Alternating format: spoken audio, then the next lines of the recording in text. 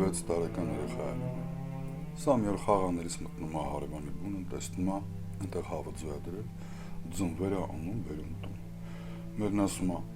մենք հավը ձու չունենք, այս որտեղն ես գտել։ Երեխան թե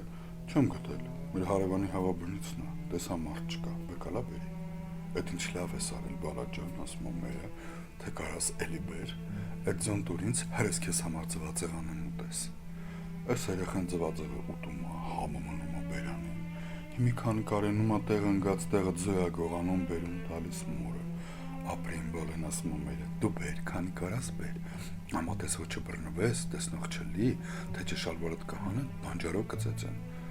Այս երեխան այնպես ուստակող է դառնում, որ 11-12 տարեկանում սրա նրա հավաբնիցը հավ ու ձու է, որ գողանում է ու բերում տուն։ Մարդիկ գեղով մեկ չեն կարողանում գողին բռնեն։ Տղին մերն էլ ուրախանում է, որ որդին ճարպիկ է ու հունարով է, միշտ գովում է տղին տուն բերածի համար։ Այս տղեն, որ դառնում է 16-17 տարեկան,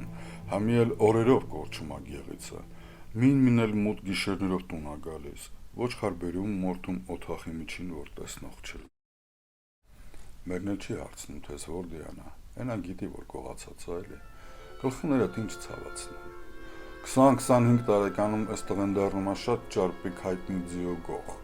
ամա գեղ ու քաղաքով ընկել են չեն կարողանում սրան բռնեն։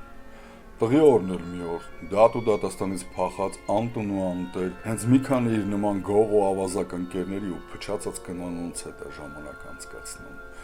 Մի օր էլ սրանց փողը որ պակասում է, չէ որ քամու բերածը քամին կտանի,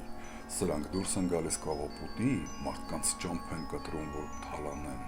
ամա պատահած ճամփորդները խոչաղ ու սրտոտ մարդիկ են լինում, թև ու թիկունք են տալիս իրար, սրանց հետ կռվում, ընկերները փախչում են, իրենց գլուխն ազատում, տղեն մնում ամենակ 4 կողմից շրջապատված, վախից վրա են գնում, խանչալը կողում է դիմացինի սիրտը, էլ ինչ ասեմ, բռնում են տալիս դատի։ Դատն էլ դատաստան է կատարում։ Քանի որ հարյուրավոր մարդի վնաս է տվել, այդ հերիք չէր, հիմի էլ մարդ է սպանել, դա արժանի է կախաղանի։ Բերում են քաղաքի մեյդանում է, ժողովրդի միջին կախաղան կանգնեցնում։ Դահիճը պարանը գցում է տվի վզովը, սպասում է հրամանին, որ կախնի։ Այստեղ դատավորն ասում է. «Մահապարտյալ», ասում է, «իրավունք ունես հայտնելու քո վերջին կամքը»։ Իմ վերջին կամքը, ասում է տղեն, էս է։ Մուրազում եմ, ասում է, որ մեռնելուցս առաջ մորս մի հատ էլ տեսնեմ։ Հայտնի բան է, որ մահվան դատապարտվածի վերջին կամքը օրենք է, որ ռազմարդն գրգում մորը տևից։ Դահիճը այնտեղ է սառել կանգնած տեղում է, ժողովուրդը այնտեղ է պապանձվել, քար կտրել, սպասում են մոր գալուն։ Մորը բերում են, տղի կախաղանի առաջ կանգնացնում։ Այ ժողովուրդ, իրավունք ունի որդին մահվանից առաջ մորը պատժի։ Իրավունք ունի, երրմա ժողովուրդը, կնանիք սկսում են լացը կոցը։ Մոտիկ գնա, այան բախտ մեր, վերջի օրնանքը տուր որդուն, որ քեզ պատժի, մուրազը փորում չմնա։ Մերը խելքը կորցրածի պես մոտենում է որդուն։ Լեզուտ տուր, ասում է տղեն, տուր լեզուտ, որ պատժեն։ Անիծելու տեղը քու լեզուն միշտ գովել է ինձ գողությանս համար։ Միտը դա ասում է, որ ես դեռ թիզուկես միլիակոտ էի, որ հավիձուն գողացա բերի տվի քեզ, դու ինձ գովեցիր, ձվածեղ արիր տվիր ինձ սիրելով արիր այդ բանը։ Պարանը վզիս մավան դրանը կանգնած, նոր եմ հասկանում այդ պապենական խոսքը, ձվի գողը ձիու գող կդառնա։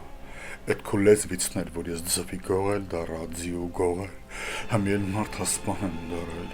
դե հիմի արի պաչեմ քեզ, խատտում ամորը բերնիցը պաչում անդա լեզուն պինդ կծում, ոտքի տակի քոտուկը դենա կծում, ինքն իրան կախտալի, մոր սիրտը չի դիմանում, տրակվում, բերանքնում մերնում կախնկացը որդում մոտ, ժողովուրդը սարսափացում, շիվարում մոլոր, իրանց տաներն են քաշվում, դե աստոց, ես ինչ տեսանք մեր աչքերովը, ինչ լսեցինք մեր ականջովը, դերը թափի ու ազատի ծնողին, պես տեսա կորվանից։